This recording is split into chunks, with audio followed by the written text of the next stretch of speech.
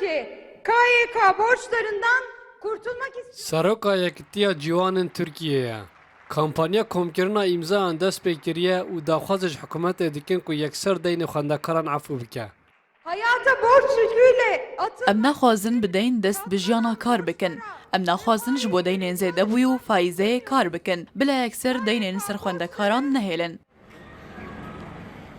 Ew deynê hikûmet bi rêya bankayan dide xwendekaran wek KYK tê naskirin. Piştî xwendinê divê di dema destnîşankirî de deyn vegere. Beravajiya wê faîza zêdetir diçe ser û deyndar jî tê cezakirin.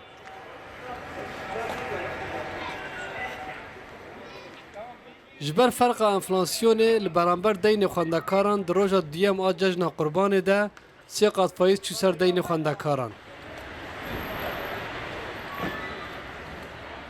Xwendekara ku îsal derçûye û 32,000 lîre deyndar e, deyn di rojekê de bû 100,488 lîre.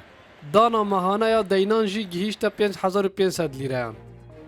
Serokê CHP piştgiriya daxwaza xwendekaran dike û di twîtekê de nivîsiye. Bang li ciwanan dikim deynên KYK'yê nedin ku faiz li ser e. Em ê di salekê de bên ser desthilatê, wek min soz dabû. Tenê daxwaza deynê serekî ji we tê kirin, ew jî piştî ku karekî dibînin.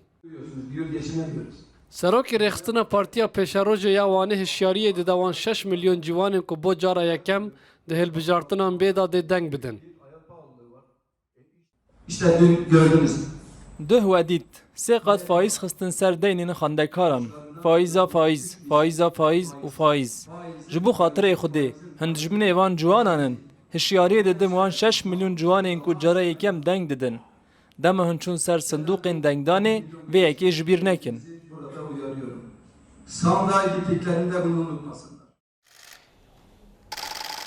Piştî karvedanan Wezîrê Werziş û ciwanan ê Tirkiye roja çarşemê 16 Temûzê ragihand ku di mijara dana deynan de ciwanan mexdûr nakin û piştî civîna kabîneya hikûmetê Serok Komardê hûrgiliyên vê pirsêl gel ciwanan parve bike.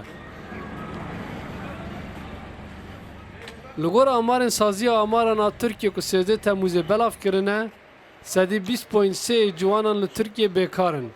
Beşek ji wan ciwanên ku xwendin temam kirine yan bêkar in, an jî bi kêmtirîn mûçe kar dikin. Bi wê dahata dikeve destê wan nikarin debara jiyana xwe bikin û deynê xwe bidin.